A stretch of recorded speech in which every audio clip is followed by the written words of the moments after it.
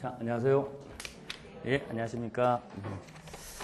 자, 여러분들하고 우리 회계원리 같이 공부하게 된 김강호라고 합니다. 이렇게 인사드려서 반갑습니다.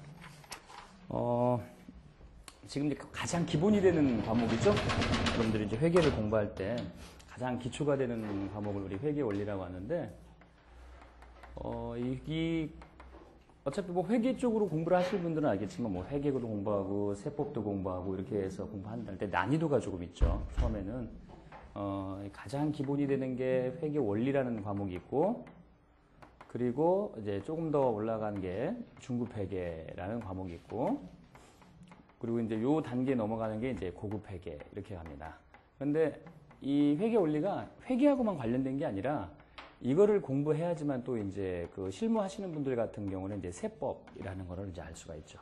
그러니까 세법을 막 공부하는 게 아니고 원래 회계를 조금 어느 정도 지식을 쌓아놓고 이제 공부하는 겁니다. 그래서 회계나 세법의 가장 근간이 되는 게 이제 회계 원리예요. 근데 이제 사람들이 처음 얘기할 때는 어렵지 않냐? 나는 그리고 예를 들어 예전에 학교 다닐 때 한번 보고 했는데 굉장히 어렵다라고 하는데 이제 실제로는 이제 그렇게 그 논리 과목이거든요. 논리로 가기 때문에 조금만 이해를 하려고 노력하시면은 그렇게 어렵지 않고 숫자 관련된 사항이기 때문에 실제 우리 생활에도 많이 관련이 좀 있습니다. 그래서 저는 수업을 조금 이제 쉽게 얘기를 좀 해드릴게요. 어차피 대부분 이제 실무하시는 분들도 있고 또 이제 이 과정이 회계를 다시 한번 공부하시기 위해서 오신 분도 많이 있기 때문에 처음에는 좀 쉽게 하다가 차근차근 난이도를 높여가지고 이제 조금 더 중급 회계나 그 다음 단계까지도 이제 좀 감안해서 연계성 있게 이렇게 설명을 좀 드리도록 하겠습니다. 자, 참고로 우리나라는 회계에서 공부하는데 이제 회계 기준이 회계 원칙이요. 하나가 아니라 현재는 우리나라는 이제 두 가지 정도로 나누어서 이렇게 룰이 따로 있습니다. 그래서 첫 번째는 이 상장기업이나 금융기관에서 적용되는 회계 기준이 있고요. 회계 원칙이 있고. 자, 그리고 또 하나가 비상장기업에서 적용하는 회계 기준이 있습니다. 비상장기업이. 자, 그런데 이제 상장기업이나 금융기관에서 적용되는 회계 원칙은 우리나라만 쓰는 게 아니라 전 세계적으로 같은 룰을 쓰게 돼 있죠. 혹시 이제 책 표지에 나와 있지만 그게 뭐라고 하냐면 IFRS라고 해서 International Financial Reporting Standard 해서 이걸 뭐냐면 국제회계 기준이라고 합니다. 그래서 우리나라는 2011년부터는 상장기업과 금융기관은 무조건 국제회계 기준에 의해서 모든 처리를 해야 됩니다. 그런데 이 비상장 회사, 비상장 중소기업은 요걸 쓰는 게 원칙이 아니라 비상장 회사는 일반 기업 회계 기준이라고 해가지고 별도의 회계 기준이 따로 있어요. 그래서 이제 이원화된 그 시스템입니다. 그런데 우리나라 지금 그 로드맵을 보면은 지금은 궁극적으로는 어디로 가려고 할 것 같아요? 그렇죠. 일로 가겠죠, 당연히. 전 세계에서 같이 쓰는 거니까. 그러니까 말만 다를 뿐이지 이 회계학을 공부하시면 미국에서 쓰는 회계학 쉽게 얘기해서 또 미국은 이제 조금 있다가 IFRS 쓴다고 하는데, 그리고 뭐 일본에서 그 중국에서 쓰는 거, 뭐 영국에서 쓰는 거 전 세계적으로 같은 룰을 쓰는 거죠. 그러니까 우리가 지금 보는 건 말만 한글말로 돼 있을 뿐이지 룰은 전 세계로 똑같은 거 쓰는 겁니다. 그래서 이거 한국에서 채택한 국제회계 기준이다라고 해서 우리가 보통 이거를 KIFRS, 코리아 IFRS라고 하고요. 대신 이제 이 일반 기업 회계 기준이라는 건 뭐냐면 과거에 쓰던 회계 기준이 있어요. 우리나라가 옛날부터 쓰는 회계 기준에다가 일부 IFRS 사항을 도입해가지고 만든 회계 기준입니다. 근데 처음부터 중소기업들 보고 국제회계 기준 써라라고 하면은 이게 예전 룰만 알고 계신 분들한테 이렇게 업그레이드 시키려면 교육이 좀 필요해요. 지금 좀 알아야 되는데 그렇게 되면 무리가 되니까 옛날 거 기준에다가 조금 중요한 것만 미리 좀 보탠 거죠. 섞은 거죠. 그런데 이제 요거를 쓰는데 이게 영원히 갈 게 아니고 이거를 궁극적으로 일로 가겠다. 뭐 그런 얘기입니다. 그래서 여러분들이 지금 공부하러 오신 거는 회계는 요걸 공부하는 거예요. 우리가 지금 요걸 공부하고 이 부분에 맞춰서 한다 이거죠. 어차피 요것도 필요한데 실은 이 내용이 거의 이걸 다 포함하고 있습니다. 포함하고 있기 때문에 이것만 충분히 하셔도 하고요. 우리나라에서 참고로 그 회계학 시험은요. 회계학 관련된 모든 시험이 있죠. 뭐 회계사 시험이나 세무사 시험이나 모든 자격시험 공무원 시험은 다 이걸로 문제를 내고요. 이걸 가지고 시험을 공부하는 건 이제 전산회계 이런 거 있잖아요. 고정득급만 이걸로 냅니다. 그리고 나머지는 이제 시험 등은 거의 이걸로 이제 하는 거니까 우리가 가장 핵심적인 걸로 공부한다라고 생각하시고 따라오시면 되겠습니다. 자, 그러면 이제 첫 시간이니까 좀 쉬운 얘기부터 한번 풀어드릴게요. 처음에는 좀 아시는 분들도 있을 테고 또 예전에 배우신 분도 있을 테고 그런데 다시 한번 그냥 차근차근 갈 테니까 너무 그냥 부담 갖지 않고 그냥 들으세요. 예. 그리고 먼저 잠깐 볼게요. 회계란 무엇이냐?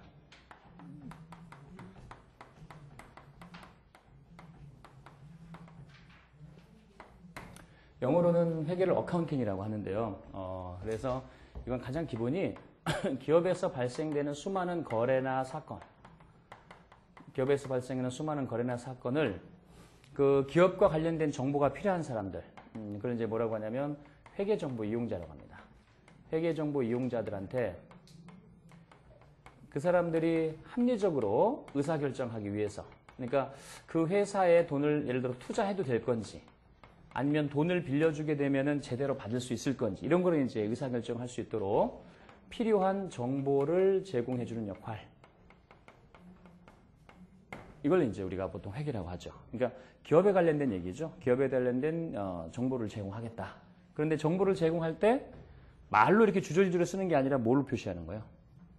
숫자로 하는 거죠. 숫자로. 그렇죠? 숫자로 다 표시하겠다는 거죠. 그러니까 숫자로 어떻게 적느냐. 그러니까 이걸 우리끼리 이제 언어죠. 솔직히 말하면은. 모르는 사람은 못 알아듣는 거지만 숫자로 표시했을 때 우리가 아, 저게 무슨 뜻이구나. 그 기업에 어떤 내용들이 들어가 있구나. 이런 거를 알 수 있게끔 정보를 제공하는 게 회계라고 합니다. 참고로 회계하고 부기하고 이렇게 같은 거 아니냐라고 하시는 분들이 있을 수 있는데 이제 부기는 영어로 뭐라고 하냐면 부키핑이라고 합니다. 부키핑. 그래서 부기의 원 의미가 뭐를 하는 거예요? 뭐를 줄임말이냐면 장부 기록을 줄임말이에요. 장부 기록. 장부 기록. 이걸 부기라고 해요. 그러니까 장부에다가 어떻게 기록하느냐를 뜻인데 회계는 기록하는 게 다 아니라 기록을 해서 이거를 의사결정할 수 있도록 필요한 사람들한테 정보를 데이터를 제공해주는 모든 과정을 회계라고 하는 겁니다. 그러니까 장부 기록만 있는 게 아니고 그 기록을 내가 필요한 정보 형태로 만들어주는 거죠. 그래서 이게 이 뜻이니까 이렇게 알아들으세요 라고 정보를 제공해주는 거죠. 그런데 이 회사에서 기업에서 발생한 수많은 거래나 사건들이 이렇게 정보가 나가는데 이 정보가 필요한 사람들은 여러분 회사 밖에서 정보가 필요한 사람이 있고 회사 내부적으로 정보가 필요한 사람이 있겠죠. 그걸 이제 회사 안에서 정보가 필요한 사람을 뭐라고 부릅니까? 내부 정보 이용자라고 하고 회사 밖에서 정보가 필요한 사람들을 외부 정보 이용자라고 하죠. 자, 회사 안에서 정보가 필요한 사람 가장 대표적인 게 어느 사람들이에요? 이제 경영자들이죠. 경영자. 그리고 이 사람들의 입맛에 맞게끔 정보를 제공해 주는 거. 그런 형태의 회계. 이걸 무슨 회계라고 하죠? 의사결정할 수 있도록 회사 경영진들이 예를 들어서 그런 거죠. 우리 회사 손익분기점은 지금 몇 개를 팔아야 손익분기점에 도달하지? 예를 들어. 그리고 사업부가 여러 개 있었는데 저 사업부를 운영하는 게 나을 것인가 운영하지 않는 게 나을 것인가. 그걸 이제 수치화시키는 거죠. 그거를 공부하는 회계가 뭐라고 합니까? 이거를 관리회계라고 하죠. 관리회계. 그런 거를. 그러니까 의사결정용 회계라는 얘기예요. 그거는. 이게 손익분기란 BEP 같은 거는 많이 들어보셨을 거 아니에요. 또는 우리가 목표 이익이 얼마인데 그거를 달성하려면 몇 개나 팔아야 그걸 달성할 수 있을까? 이런 걸 공부하는 거예요. 반면에 외부 정보 이용자라는 건 이 회계에서 여러분 그 회사와 관련된 정보가 필요한 사람인데 가장 대표적으로 주주에 대해서 주주, 그 다음에 돈을 빌려주는 채권자 중에서도 금융기관 또는 우리나라는 국세청이나 그 다음에 증권거래소 이런 데에서 국세청 등에 대한 정부기관에 대해서 정보를 제공해주는 회계, 우리 기업과 관련된 정보를 해줘. 이런 형태의 정보를 제공해주는 걸 무슨 회계라고 그래요? 이게 재무회계라고 하죠. 재무회계. 그래서 여러분들이 공부하시는 이 회계 원리, 뭐 중급회계, 이게 다 재무회계입니다. 그런데 문제는요. 이 재무회계는 보시면 알겠지만 이해관계자들이 하나가 아니라 다양해요. 그러면 다양하다라는 거는 어느 누가 한쪽에만 이 유리하게 정보를 제공할 수는 없거든요. 그러다 보니까 이 재무회계는 제일 요구되는 게 이게 객관적이고 중립적이어야 돼요. 중립. 어느 쪽을 한쪽으로 쏠리면 안 되는 겁니다. 중립적인 정보를 제공하기 위해서 서로 간에 합의해서 일정한 룰을 만듭니다. 이렇게 합시다. 누구만 주주만 좋게 할 수는 없잖아요. 채권자한테만 유리하게 할 수는 없잖아요. 그래서 일정한 룰을 만드는데 그 룰을 뭐라고 하냐면 그렇죠? 영어로 잠깐 먼저 한번 써볼게요. Generally accepted accounting principle이라고 해가지고요. 이걸 우리 앞자로 따서 많이 불러요. GAAP 해서 갭이라고 합니다. 갭. 바지 이름 그런 거 말고요. 옷 이름 말고 그냥 갭이라고 하는데 우리 실무할 때는 실무하시는 분들은 혹시 들어보시는 분인데 우리나라에서 사용되는 회계 원칙이라고 할 때 보통 이걸 K갭 뭐 이렇게 부르고요. 미국에서 사용하는 회계 원칙 하면 뭐라고 하냐면 그걸 US갭 이렇게 얘기합니다. 근데 이렇게 나라마다 하니까 어떤 문제가 생겼냐면 아까도 이게 다른 나라 가서 회계 재무제표 보려면 얘네 나라 룰을 또 알아야 돼요. 그러니까 야 여기 뭐 영국 가면 영국 거 알아야 되고 일본 가면 일본 거 알아야 되고 그거 너무 불편하다. 그래서 그러지 말고 전 세계적으로 하나의 회계 원칙을 만들자라고 하는 게 보통 이제 인터내셔널 갭이라고 합니다. 그 인터내셔널 갭이 뭐예요? 아까 말한 뭐예요? IFRS가 되는 거죠. 그렇지. 그러니까 다른 나라도 다 공감을 하고 있다는 얘기죠. 응? 나라마다 룰을 따로 만들지 말고 같이 만듭시다. 우리 그냥 하나로 해가지고. 당신네 나라 사람도 오고 우리나라 사람도 가고 그래가지고 같이 룰을 만들어요. 이게 이제 인터내셔널 갭인데 그게 바로 IFRS가 되는 거죠. 그래서 회계를 공부한다는 건 바로 뭘 공부하는 거냐면 바로 이 갭을 공부하는 거죠. 이 갭을 우리말로 이제 번역한 게 뭐라고 하냐면 일반적으로 인정된 회계 원칙이라고 부릅니다. 일반적으로 인정된. 그걸 이제 우리가 보통 그래서 이제 실제 이럴 때는 갭이라고 해요. K갭, 뭐 IFRS 뭐 이런 식으로 이제 분류가 되는 거죠. 그러면 이 갭에 의해서 이 갭을 적용해서 그 회사의 재무제표가 그 회사에서 회계 정보를 제대로 제공하고 있는지 그걸 독립적인 제3자 입장에서 감사하는 사람을 누구라고 그래요, 우리가? 공인회계사라고 하죠. 네, 그렇죠? 공인회계사가 딴 거 하는 게 감사를 하는 게 아니라 회계 원칙에 이 회계 원칙에 의해서 감사를 하는 거예요. 제대로 하고 있는지. 그렇죠? 그래서 이 사람들한테 필요한 정보를 줄 때는 재무회계의 가장 근간이 되는 걸 보면 우리가 갭을 공부하는 거라는 거고 이 정보에 의해서 정보 이용자들한테 의사결정할 수 있도록 정보를 제공해 주는데 문제는 정보를 아무렇게나 막 제공하는 게 아니라 어떤 틀이나 어떤 양식에 담아서 정보를 제공하죠. 그러니까 정보를 제공해 주는 일종의 그릇 같은 역할을 하는 거죠. 그걸 뭐라고 해요? 정보를 제공하는데 바로 그게 재무제표라고 하죠. 영어로는 Financial Statement라고 합니다. 그래서 이 재무제표를 어떻게 만들 거냐. 또 남이 만든 재무제표를 내가 어떻게 해석할 것이냐. 또는 내가 재무제표를 어떻게 만들어 갈 거냐. 여러분들은 회계 원리 공부하시면 뭐 저와 같이 공부하시면은 다 만들 줄 알게 돼요. 한 달만 참으시고 그러면 그거를 이제 만드는 과정 그리고 거기에 있는 정보를 해석하는 것 이런 것들 연습을 하게 될 겁니다. 그러니까 결국은 여기에 이제 우리가 가야 될 방향이 다 있죠. 우리 지금 뭘 공부할 거냐면 여러분 갭을 공부해서 재무제표를 어떻게 작성할 것이냐. 한마디로 얘기하면 또는 갭을 공부해서 남이 만든 재무제표를 어떻게 이해할 것이냐. 이걸 공부하자는 얘기죠. 그게 이제 또 회계가 되는 겁니다. 자, 그러면 가장 기본적인 단어 정도는 알고 가시죠, 여러분.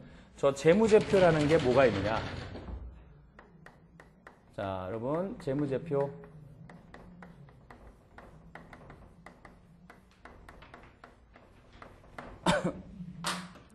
여러분, 옛날에는 대차대조표라고 했지만 요즘엔 뭐라고 불러요? 재무상태표라고 하죠? 그렇죠.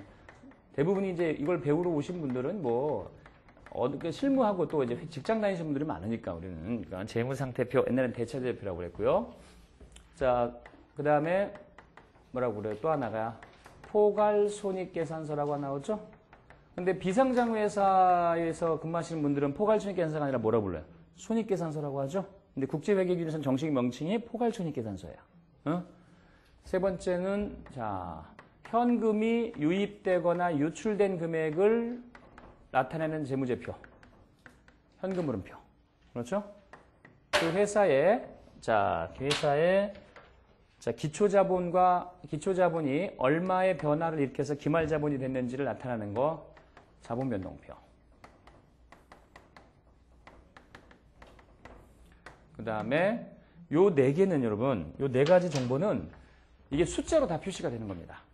숫자로 다 표시가 되는데 회계의 어떤 정보는 숫자만으로 표시하기에는 부족한 것들이 있어요. 예를 들어서 우리 회사가 가지고 있는 건물을 은행에 담보로 제공하고 돈을 빌렸다. 그거 숫자로 표현해봐라. 그럼 어떻게 표현해 그거를? 담보로 제공된 걸 숫자로 표현할 수가 없겠죠? 그래서 숫자로 표현하기 힘든 것들은 부연 설명을 말로 좀 끌고 가는 게 있죠? 뭐라고 그래요?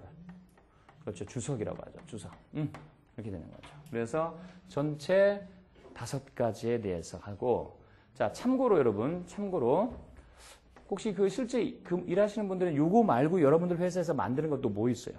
회사에서 근무하시고 나갈 때. 이거 말고 이익잉여금 처분계산서라는 게 혹시 들어보셨나요? 이익잉여금 처분계산서라고? 이익잉여금 처분계산서 있죠? 그래서 이익잉여금 처분계산서는 여러분 국제회계 기준에서는 이건 기본 재무제표는 아닙니다. 엄밀하게 얘기하면. 다른 나라 사람들은 이익잉여금 처분계산서를 잘 안 만들어요. 만든 나라가 없어요. 응? 왜냐면 뭐 물론 일부 나라는 그 나라 내부적으로 만들지만은 그 국제회계 기준에서는 이 자체가 재무제표는 아니라고 봐요.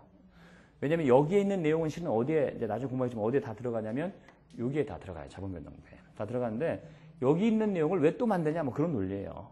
근데 우리나라는 이걸 왜 만들 수밖에 없냐면 회계에서 만들려고 하진 않아요. 우리나라는 상법이나 세법, 특히 법인세법에서 이거를 만들어주세요. 그래서 국가에 신고해주세요. 이렇게 요구합니다. 그러다 보니까 회계는 안 만들어도 된다라고 했는데 법이 만들려고 그러니까 법을 안 지키면 또 페널티가 나오잖아요. 우리나라 이런 거 만들려고 했는데 안 만든다 그러면은 국가에 신고를 안 한 걸 돼요. 그래서 가산세 같은 거 막 내게 되니까 이거는 어쩔 수 없이 만들어요. 회계 기준을 만들지 말라라고 했지만은 법이 만들어 그러니까 할 수 없이 만드는데 이걸 그래서 우리는 어디에 포함되는 요소로 보냐면 주석에 포함되는 요소로 봐요. 우리나라에서는. 그래서 이렇게 5가지가 이제 기본적인 재무제표고, 자, 그 중에서 자 재무상태표는 정의만 짤막하게 한번 볼게요. 그냥 간단하게 책에 다 있지만 그래도 한번 내용을 미리 한번 쭉 말씀을 드리는 겁니다. 자, 재무상태표는 자, 그 뜻이 일정 시점에 기업의 재무 상태를 나타낸 재무제표입니다. 자, 포괄손익계산서는 여러분 일정한 기간 동안에 기업의 경영 성과를 나타낸 재무제표입니다. 그렇죠? 여기도 하나만 더 하면 여기도 일정한 기간 동안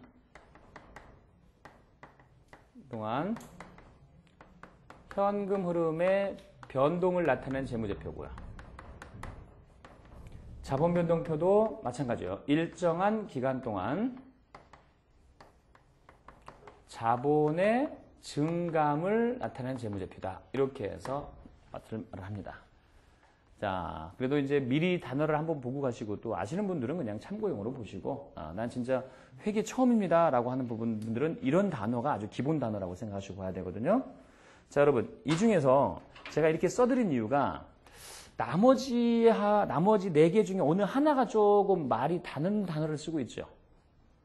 다른 것들은 다 일정한 기간이 나오는데 누구만? 재무상태뿐만 일정 시점이 나오죠, 여러분? 네.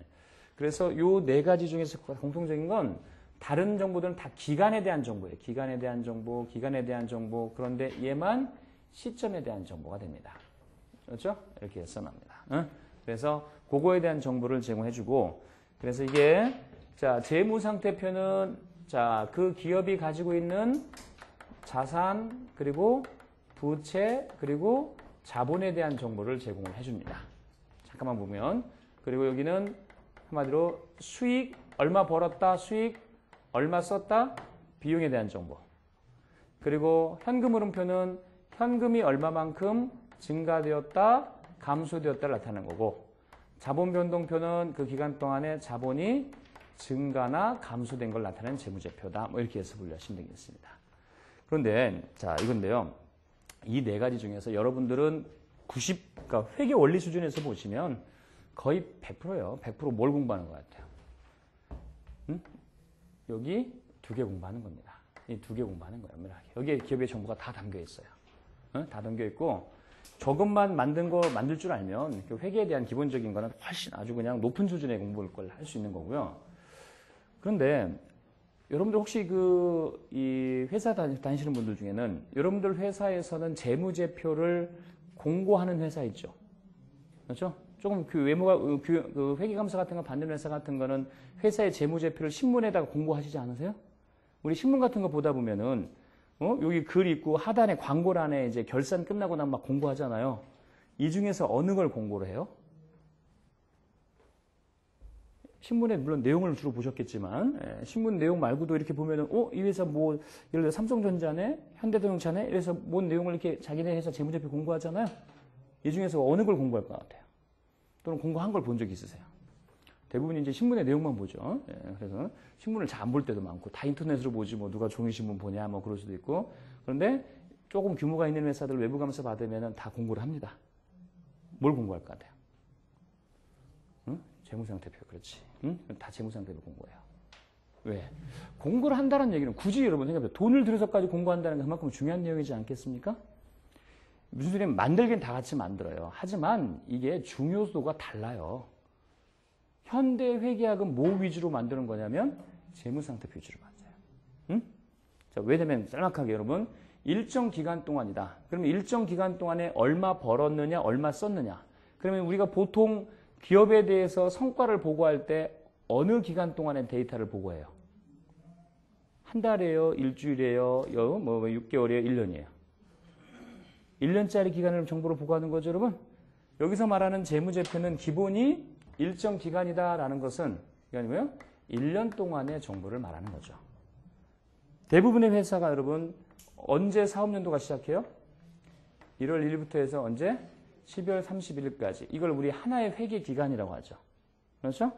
물론 회사에 따라 다를 수 있어요. 우리나라는 이렇게 할 수도 있지만은 혹시 그 여러분들 회사가 일본계 회사거나 일본에서 투자하는 회사거나 또는 금융기관에서 다니신 분들은 회계 기간을 이렇게 하는 회사들도 있어요. 내년도 3월 30일 이렇게. 또 회사에 따라서 7월 1일부터 11월 6월 30일까지 이렇게 하는 회사도 있어요. 그런데 지금 통계를 보면 우리나라 회사의 91%는 이렇게 하는 회사들이에요. 그러니까 우리가 공부할 때는 이게 기본 회계 기간이라고 생각하시면 돼요. 그렇죠? 그래서 일정의 기간 동안의 경영 성과다, 현금 흐름이다, 자본 증가입니다. 이런 걸 데이터한다는 결국은 1월 1일부터 12월 31일까지의 내용을 보고한다는 얘기예요. 응? 그리고 재무상태표는요. 재무상태표라는 건 여러분 일정 시점의 재무상태군. 일정 시점에 우리 회사가 자산은 얼마고 부채는 얼마고 자본은 얼마나 이 소리거든요.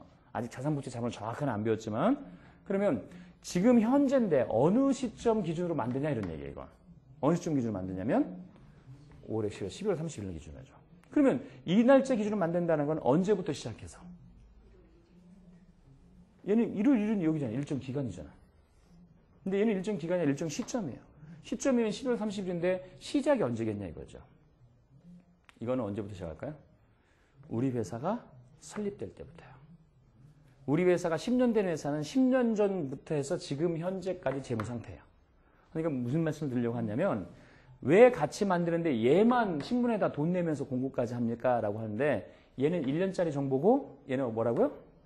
10년짜리 정보가 될 수도 있어요. 10년 된 회사라면. 정보의 중요성이 다르다는 얘기입니다. 그렇죠? 기업에 대한 얘기예요. 기업에 대한 얘기인데 회사 얘기인데 어떤 건 1년짜리 데이터고 어느 거는 처음부터 지금까지 데이터라는 얘기죠. 강도가 달라요. 그렇게.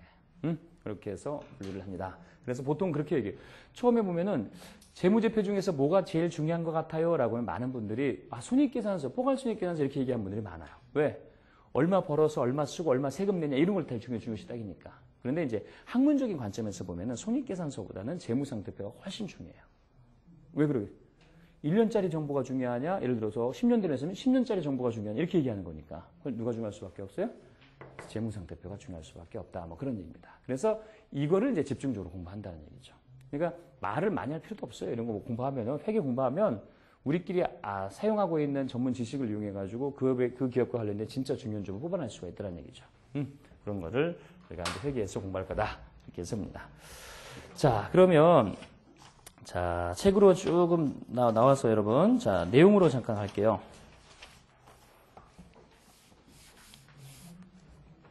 이제 책은 뭐 이미 돼 있는데, 이게, 이제 좀 더 증복판이라고 해가지고, 이게 이제 좀 개정 작업을 하고 있거든요. 제가 다 하고 있고요. 그래서 그 내용인데, 이제 이게 뭐 아마 한 네 번 정도 지나면은 이제 다 나올 거 하니까 조금만 이제 참아주시면 되고, 13페이지로 잠깐 와주세요. 13페이지. 자, 회계란 무엇인가? 처음이니까 그냥 쉬운 얘기부터 합니다. 자, 밑에서 5번째 줄 보세요. 자, 회계란, 즉 회계란, 동그라미 1번이 뭐라고 그랬냐면, 기업이 다양한 경제활동을 수행하는 과정에서 발생하는 수많은 경제적 거래와 사건들을 체계적으로 인식하고 기록하고 보고함으로써 회계정보를 이용해서 자본버물에 대한 합리적인 의사결정을 하고자 하는 회계정보 이용자들에게 경제적 실체에 관련된 유용한 정보를 제공하는 일련의 과정을 우리가 회계를 말합니다. 말이 굉장히 길죠, 여러분. 경제적 기업에서 수많은 거래나 사건이 발생할 테고 그거를 인식하고 기록하고 보고하고 의사결정을 하는데 도움이 되는 정보를 제공해 주는 게 회계다. 그러면 여기서 한마디만 하자. 가장 키워드는 뭘 것 같아요? 회계. 뭐겠습니까? 정보 제공이죠. 그렇지. 정보 제공이죠, 여러분. 응? 아니, 주식을 투자하더라도 쉽게 얘기해서 재무제표를 읽을 줄 알아야 주식을 투자하죠. 뭐. 맨날 뭐 찌라시 보고 주식 투자할 수는 없잖아요. 응? 그래서는 내가 들은 정보에 의하면 뭐 정보를 들어갖고 하는 게 아니거든요. 상장된 기업 같은 경우에는 이미 또 우리가 합리적으로 다 정보를 갖고 있는 사람들이 해서 손을 가서서 회계 기준에 의해서 재무제표를 만들었기 때문에 재무제표만 봐도 그 회사에서 어떤 사항이 발생하고 있는지를 거의 다 잡아낼 수가 있어요. 실질적으로 더 일하시는 분들 같은 경우는 그렇잖아요. 그거를 재무제표를 가지고 거기다가 그 회사의 통장만 가지고 있으면 돈이 어디로 흘러가는지 다 잡아낼 수가 있단 말이죠. 그러니까 그런 거를 공부하는 게 회계다. 자, 그런 얘기죠. 자, 다음 페이지 보시고. 자, 그러면 회계정보 이용자라고 해서 나오죠. 14페이지 반가로 2번. 자, 여러분 회계정보 이용자가 누구냐 이거죠. 당연히 의사결정을 할 수 있도록 우리가 도움을 주는 대상이 회계정보 이용자인데, 자, 세 번째 줄, 이러한 회계정보 이용자들을 정보 이용 측면에서 분류하면 기업 내부에서 기업의 재산 상태와 경영 성과를 파악해서 미래 예산을 수립하고 사후적으로 수립된 예산과 실제의 차이를 분석해서 성과 평가에 반영하는 등 각종 의사결정에서 정보를 이용하라는 대상이 누구라고요? 내부 정보 이용자. 그렇죠? 의사결정에 쓰겠다는 얘기죠. 그리고 반면에 회사와는 독립적인 입장에서 회계 정보를 이용하려는, 즉 관련 기업에 투자를 할 것인가를 결정하는 주주 또는 기업에다가 자금을 대여해줘도 될 것인가를 판단하는 채권자, 기타 금융기관, 정부기관, 신용평가회사, 노동조합 등 외부 정보 이용자 등으로 구분이 됩니다. 그렇죠? 그러니까 결국은 뭐냐면 필요한 정보를 독립적인 입장에서 그 기업과 관련된 정보를 제공해주는 외부 정보 이용자로 나누라는 얘기죠. 그래서 여러분들이 지금 공부하는 가장 기본이 되는 건 우선 외부 정보 이용자들한테 어떠한 형태로 정보를 제공해 줄 것이냐, 이게 이제 필요하다는 얘기입니다. 그렇죠? 여기서 분류하시고. 자, 그러면 오른쪽으로 회계 구분 3번에 보실까요, 여러분? 회계 구분. 자, 표 1-2번 회계 구분은 여러분 회계는 재무회계가 있고 관리회계가 있고 세무회계라는 게 있죠, 지금 보니까. 다음 처음이니까 재무회계는 뭐 하는 거냐? 일반 목적의 재무제표를 만드는 거다. 그리고 주로 외부 정보 이용자한테 필요한 정보를 제공해 주겠다. 반면에 관리회계는 경영활동이나 의사결정에 필요한 정보를, 재무정보를 만들어낸다. 누구한테? 내부 정보 이용자들한테 정보를 제공하는 걸 역할을 한다. 자, 반면에 세무회계는요, 적절한 세무신고를 위한 세법상의 원칙을 적용하는 거다. 이거는 정부기관, 즉 국세청 등 과세당국에다 필요한 정보를 제공해 줘서 배우는 회계다는 얘기죠. 그런데 이 모든 회계의 출발점은 뭐냐면 바로 회계 원리죠. 그렇죠? 네, 회계 원리입니다. 그래서 이런 걸 이제 우리가 공부한다. 즉, 이걸 회계 원리 위주로 공부한다는 얘기죠. 자, 됐습니다. 이제 넘기시고요. 자, 그러면 이제 2번에, 자, 116페이지 오시면, 자, 재무제표입니다. 재무제표. 영어로는 FS라고, 즉, Financial Statement라고 해서 나오는데, 자, 재무제표란, 한번 잠깐 볼까요? 정의. 자, 정의 한번 줄쳐주세요, 거기. 기업의 외부 정보 이용자에게 그 기업 활동에 대해서 일반적으로 인정된 회계 원칙, 우리 아까 영어로 배웠었죠? 갭이라는 회계 원칙에 따라서 간결하지만 체계적으로 작성한 일반 목적의 재무보고서를 말하고, 기업의 재무 정보를 정보 이용자에게 전달하는 정보 제공 수단이더라. 결국은 뭐야? 이용자들의 외부 정보 이용자한테 필요한 정보를 제공해주는 정보재단 수단이더라는 얘기죠.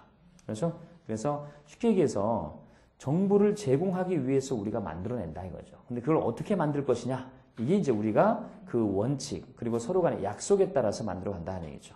그렇죠? 자, 그래서 반가로 2번 재무제표 작성 목적. 자, 이 재무제표 작성 목적은 여러분 회계 목적하고 비슷해요. 결국은 정보를 똑바로 올바르게 제공하기 위해서 우리가 만드는 거다. 응? 그런 얘기니까. 자, 재무제표 목적은, 작성 목적은 광범위한 정보 이용자 경제적 의사결정에 유용한 기업의 재무 상태나 성과, 그리고 재무 상태 변동에 관한 정보를 제공해 주는 거다. 자, 여러분, 기업의 재무 상태에 대한 정보를 제공해 주는 재무제표가 뭐라고요? 재무 상태표. 그리고 성과에 대한 정보를 제공해 주는 게 뭐라고요? 포괄손익계산서예요. 그리고 재무 상태 변동에 대한 정보를 제공해 주는 게 뭐라고요? 현금 흐름표나 자본 변동표 이런 것들. 그러니까 이런 걸 만들어 가지고 내가 정보를 제공해 줄 테니까 그거를 알아들으세요라는 뜻이 되는 거죠. 그래서 우려를 합니다. 자, 그래서 그렇게 돼 있고요. 자, 반가로 3번 재무제표의 종류에서 나오죠. 자, 재무제표 종류에서 나오는데 거기를 뭐 말은 많이 써놨는데 여러분들은 먼저 정리된 걸 잠깐만 먼저 보세요. 18페이지로 한번 오시겠습니까? 18페이지. 표 1-4번이 있죠, 여러분? 자, 그거 별표 하나 치시고 그 처음 하시면 이거 그냥 기본이에요, 기본. 여러분, 이 부분은 기본적인 단어니까 그냥 굳이 뭐 외운다고 생각하지 말고 너무 이게 쉽게 쓰는 단어니까 바로 자주 접하셔야 됩니다. 자, 재무상태표. 자, 재무제표 포함하고 자, 특징이 뭐냐면 일정 시점에 재무상태에 대한 재무제표. 여러분, 일정 시점이라는 단어를 얘기할 때는 정보가 어느 기간 동안이라고요? 처음부터 12월 30일, 올해 말까지, 예를 들어서 지금까지 재무제표고요. 자, 두 번째 포괄손익계산서 현금흐름표에 자본변동표 이렇게 나오는데 이거는 뭐예요? 일정 기간 동안의 재무 변동, 예를 들어 경영성과나 현금흐름, 자본변동 이런 걸 나타내는 재무제표들이라는 얘기죠. 재무성과. 그리고 주석 같은 건, 주기는 주석은 관련 내용에 대한 부연 설명. 숫자로만 담을 수 없으니까 모든 내용을 뭐 말로 이제 코멘트를 담아가지고 간다는 얘기죠. 자, 그럼 그 줄의 제일 윗줄, 첫 번째 줄 보세요. 18페이지. 다시 말하면, 자, 볼게요. 재무제표는 재무상태표, 포괄손익계산서, 현금흐름표, 자본변동표, 주석 등으로 구성이 되어 있고, 과거에는 이익위험처분계산서도 재무제표에 포함하기도 했지만은 국제회계 기준이 도입되면서 기본 재무제표에서는 이를 단어를 사용하지 않아요. 이익위험처분에서. 그러나 실무적으로는 아직도 상법이나 세법에서 작성을 요구하니까 이건 할 수 없이 어디에 포함시키기로 했었죠, 우리가? 주석에다가는 포함시켜서 만들기는 했다. 뭐 이런 얘기죠. 법을에서는 그렇게 요구를 하니까. 그렇죠? 이렇게 해서 분류를 하고. 자, 이때, 자, 주석이라는 걸 잠깐 볼까요, 여러분? 우리 주석은, 우리 보고서를 쓰거나 여러분, 학교 다닐 때 논문 같은 거 쓰다 보면은, 알죠? 1번 주석 해가지고, 밑에다가 아니면 저 끝부분에다 표시해가지고, 이 내용은 뭐에 대한 얘기다. 이렇게 부연 설명을 달아주는 거죠. 자, 세 번째 단락 보세요. 주석은 재무제표 본문 정보에 부연해서 재무제표상의 해당 과목이나 또는 금액에 숫자나 기호를 붙이고, 보통 우리가 숫자를 붙이죠. 1번 주석, 2번 주석 이렇게 숫자를 붙이고 별지에 또 다른 종이에 동일한 숫자나 기호를 표시해서 그 내용을 간단 명료하게 기조해서 재무제표 전반의 이해를 돕기 위해서 만들어진 정보를 말합니다. 자, 그렇죠? 즉 재무상태표 등에서는 정보에 추가해서 제공된 정보로서 상기 재무제표 표시된 항목을 구체적으로 설명하거나 세분화시키면서 상기 제표는 인신권을 충족하지 못하는 항목에 대한 보충적인 정보를 말하는 겁니다. 내용에 대한 보완 설명, 부연 설명 이걸 하기 위한 거다. 자, 이에 반해서 자, 주기는 자, 주기라는 것도 있어요, 여러분. 주기. 자, 거기 보면은 거의 재무상태표상의 해당 과목 다음에 괄호 등을 이용해서 그 회계 사실의 내용을 간단한 숫자나 자구로 표시하는 것을 말합니다. 자, 이게 뭐냐면, 뭐, 감이 안 올 텐데 이런 얘기예요, 여러분. 예를 들어서, 자, 우리가 매출채권이라는 게 있다. 100만 원. 그러니까 매출채권은 아직 안 배웠지만 이건 이제 외상값 받을 돈이라는 의미니까 받아요. 그러니까 외상값 받을 돈이 100만 원이 있는데 이거를 다 받으면 좋겠지만 우리 마음대로 다 받을 수 있는 건 아니라 거래처 상황에 따라서 다 못 받을 수도 있다. 그러면 그 못 받을 거라고 예상하는 돈을 금액을 뭐라고 부르냐면 우리가 대손충당금이라고 부릅니다. 그래서 여기 밑에다가 10만 원 가로치고 이렇게 빼는 형태로 표시해요. 그래서 금액을 90만 원 이런 식으로 표시합니다. 이런 방법의 표시는 어떤 의미냐면 내가 받을 돈이 100만 원이 있지만 이게 지금 10만 원만큼은 회수가 안 될 거라고 예상하는 대손충당금이라서 이걸 빼고 나니까 장부에는 90만 원으로 보입니다. 이런 뜻이 되는 겁니다. 그래서 이런 식으로 차감한 형태로 표시하는 걸 이게 뭐라고요? 이걸 주기 개념이라고 하는 겁니다. 차감해서 표시하더라는 얘기죠. 이렇게 해서 분류해서 그래서 자꾸로 표시하는 것을 말하고 그렇게 표시해 놓으면 필요한 정보를 왜냐면 여러분 이런 정보가 왜 의미가 있냐면요. 그냥 90만 원 이렇게만 표시한다고 생각해 보세요. 그러면 90만 원이 매출 채권인 줄 알면 사람들이 그냥 90만 원만 받을 돈이 있는 거구나 이렇게 생각하는 사람과 아니 처음에는 원래 100만 원이었는데 10만 원은 못 받을 것 같고 90만 제대로 받을 것 같다라고 얘기하는 사람이 있다면 정보 이용자 입장에서는 어느 게 도움되겠냐 이거죠. 딸랑 90만 쓰는 게 좋겠냐 아니면 100 쓰고 10 마이너스 90 이렇게 쓰는 게 낫겠냐 이거죠. 그러니까 경우에 따라서는 90보다는 이 돈 중에 이만큼 못 받는다는 소리구나 이렇게 이해하는 게 더 낫다는 얘기죠. 그래서 정보 이용자들한테 도움될 수 있도록 쓰는 방법도 우리가 회계에서는 그거를 뭐라고요? 주기라고 해서 분류가 되더라. 뭐 그런 소리입니다. 그래서 분류하고 자 오른쪽으로 잠깐 가시고 여러분 자 반가로 4번의 재무제표 작성 책임. 자 첫 번째 줄 하나만 주세요 여러분. 줄 주세요. 경영진은 재무제표 작성과 표시에 대한 1차 책임이 있다 이거죠. 자 이게 무슨 소리냐면 여러분 보통 회사가 물론 재무제표를 만드는 회사도 있지만 우리나라는 아까 재무제표 만들 능력이 솔직히 없는 회사는 대부분이 외부에 위탁을 하죠. 위임을 하죠. 그래서 뭐 회계사 사무실이나 세무사 사무실 위탁 위임을 해가지고 저기 우리 회사 재무제표 만들어주세요라고 하죠. 그럼 만약에 그렇게 해서 사고가 났어요. 그럼 그 책임을 누가 질까요? 어떤 사람은 내가 쟤네들한테 줬으니까 저기에서 잘못 만든 저기 책임이지 그게 아니고요. 기본적으로 책임은 당신이 진다는 얘기죠. 경영자 네가 맡겼어도 위임을 한 거지. 그럼 네가 똑바로 보던가 관리를 제대로 하던가 그런 거예요. 그러니까 작성 책임은 기본적으로 경영자한테 있다죠. 또는 우리 회사 직원들한테 내가 담당 직원한테 알아서 만들려고 그랬어요. 근데 담당 직원이 막 약간 실수를 했어요. 그럼 그 실수에 대한 책임을 누가 질 거냐 이런 얘기죠. 직원이 지는 게 아니라는 얘기죠. 그건 경영진이다라는 얘기예요. 당신네가 맡겼잖아 이러죠. 그래서 기본 책임은 경영진이 된다. 그렇죠? 경영진을 기본적으로 한다. 그래서 세 번째 줄 따라서 경영진은 필요에 따라서 재무제표 외에 이러한 추가 정보의 형식과 내용을 결정할 수 있는 능력이 있기 때문에 재무제표 작성이 가장 중요한 1차 책임을 우선 지는 거다라는 얘기죠. 남한테 맡기건 직원들한테 시키건 우선 1차 책임은 경영진 자체에 있다. 이걸 전제하고 들어가라는 얘기입니다. 그렇죠? 자, 그럼 이제 세 번째 재무상태표를 가도록 하겠습니다, 여러분. 자, 이제부터가 조금씩 본격적인 얘기가 들어가죠. 자, 아까도 얘기했지만 옛날 이름이 대차대조표예요. 그렇죠? 근데 요즘에는 대차대조표라고 부르지 않고 우리는 다 재무상태표라고 부르죠. 자, 여러분 이거 만들 때 원칙이 있죠? 이런 걸 작성하는 것도 다 기준에 나오고요. 그리고 그 기준이라는 것도 이미 이제 회계를 만든 사람들이 만들어 놓고 이제 뒤에 따라오는 사람들은 그런 얘기죠. 근데 우리 이렇게 하기로 했으니까 당신들은 이걸 지켜주세요. 뭐 그런 얘기죠. 자, 그런데 이제 약속이 하나 있어요, 여러분. 오른쪽에 표시할 때는 어느 것들을 표시할 거냐? 우리 약속하는데. 그래서 회사에서 자, 오른쪽은 자본이 조달된, 자금이 조달된 원천. 쉽게 해서 돈이 어디에서 흘러 들어왔는지는 오른쪽에 표시하는 게 약속입니다. 그래서 내 돈으로 사업을 할 수도 있고 남의 돈으로 사업을 할 수도 있을 거예요. 그러니까 예를 들어서 회사를 처음에 만들었어요. 내가 1억을 내서 사업을 합니다. 예를 들어서 그러면 1억의 내 돈이 바로 자금 조달의 원칙이니까 요 밑에다 쓰는 거예요. 근데 1억만큼 쓰고 내 돈과 남의 돈을 이용해서 내가 얼마만큼 지금 현재 보유하고 있는지 소유하고 있는지 현황은 이게 왜냐면 왼쪽에다가 쓰기로 약속을 하는 겁니다. 내가 1억을 내서 지금 현재 통장에 1억이 있다. 그러면 이게 1억이 되는 거고요. 근데 이걸로는 조금 모자라가지고 은행에서 대출을 1억을 더 받아가지고 지금 현재 통장에 가지고 있다라고 하면 은행에서 대출 받은 것까지 이렇게 해서 현재 보유하고 있는 건 얼마냐면 2억 이렇게 해서 분류가 되는 거죠. 그렇죠? 그래서 자 그런데 이제 회계상의 용어는 내 돈, 남의 돈 이런 용어를 쓰지 않고요.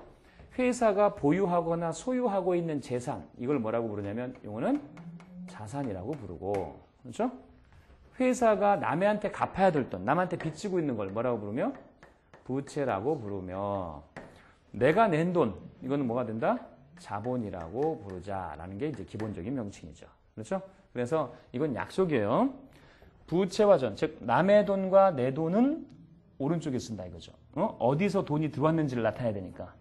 그리고 그 들어온 돈이 지금 현재 어떤 형태로 돈으로 갖고 있는지 물건을 샀는지 차를 갖고 있는지 건물을 갖고 있는지는 보유하고 있는 건 자산으로 하는 거고 이거 재무상태를 만들 때 적용될 첫 번째 원칙은 항상 왼쪽에 있는 자산은 오른쪽에 있는 뭐와 부채와 자본에 합계하고 서로 항상 똑같게끔 만들어진다는 얘기죠. 이거 틀리면 잘못 만든 것 뭐 이런 뜻으로 이제 해석하는 거죠. 그래서 이게 가장 기본적으로 작성의 원칙이죠.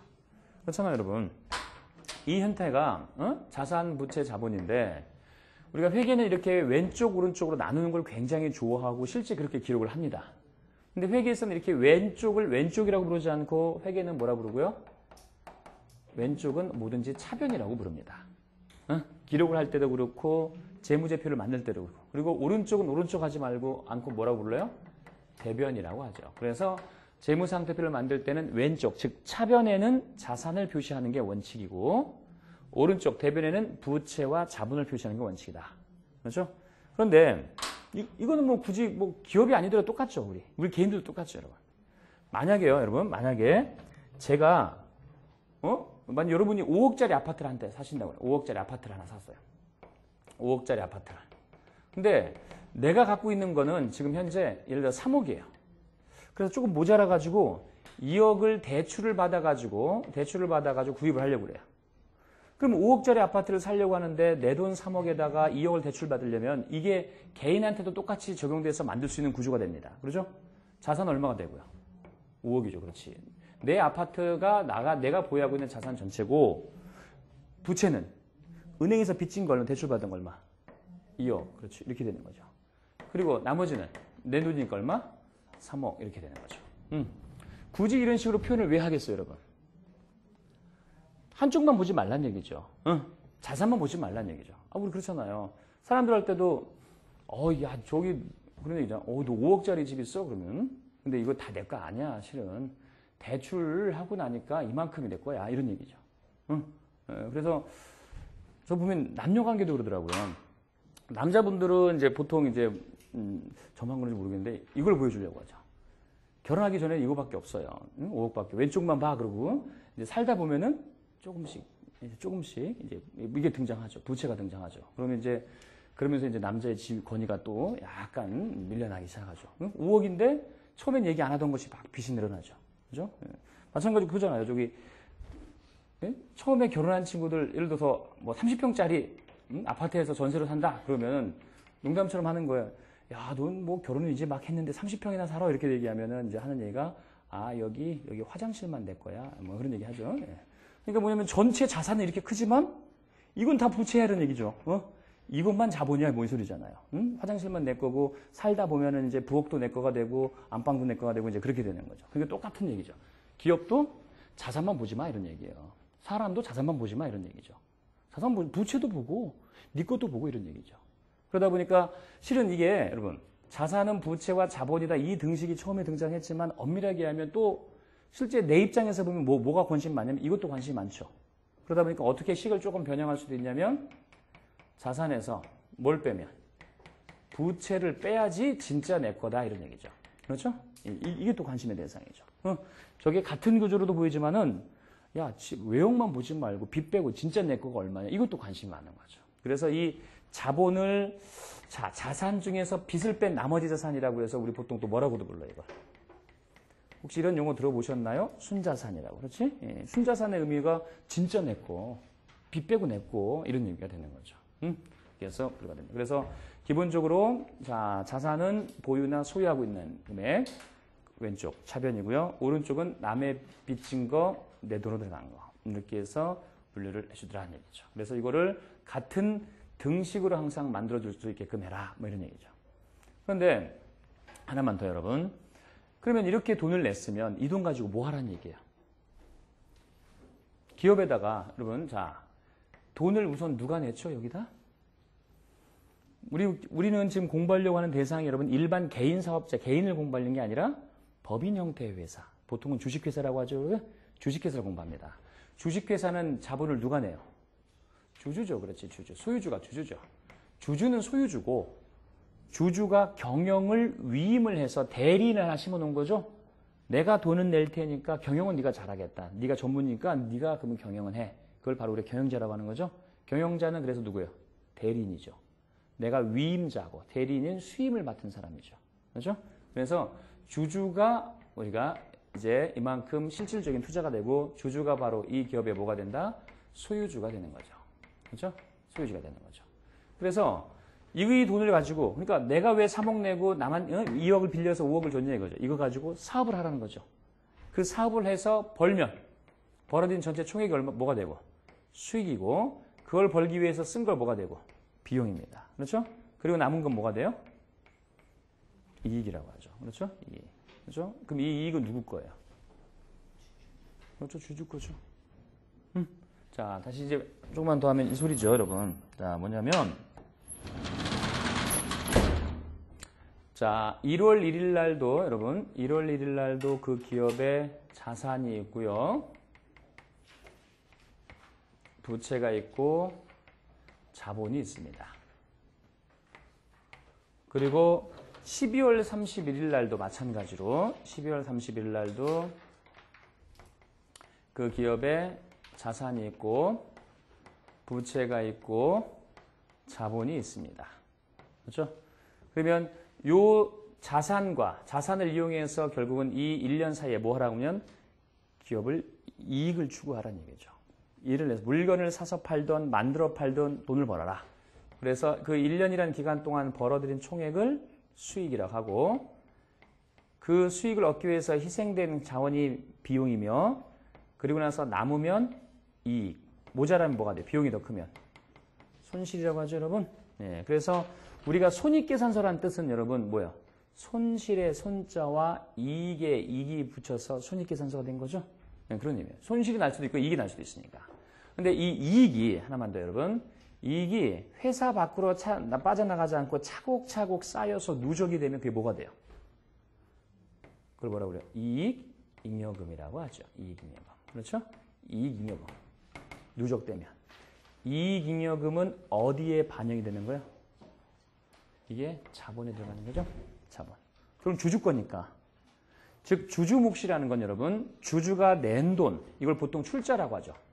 주주가 출자한 것도 주주는 자본이지만 그 출자한 거 가지고 벌어서 뭐 물건값 다 주고 남한테 빌린 이자 내고 국가에 세금 내고 그리고 남은 이익잉여금도 결국 누가 먹는 거냐면 주주의 몫이 되는 거죠. 그래서 자본은 크게 주주들이 출자한 금액, 우리가 이걸 보통 뭐라고 하냐면 자본금이라고 하고 그 출자한 거 외에 벌어들이고 남은 건 얼마? 이익잉여금을 합해서 자본이라고 부르는 겁니다. 그렇죠? 이렇게 해서 분류가 되는 거죠. 그래서 이 과정을 이제 한번 쭉 공부를 다시 해보도록 하겠습니다. 자, 그러면 첫 시간은 여기까지 잠깐 보시고 잠시 쉬었다가 나머지 부분을 계속해서 나가도록 하겠습니다.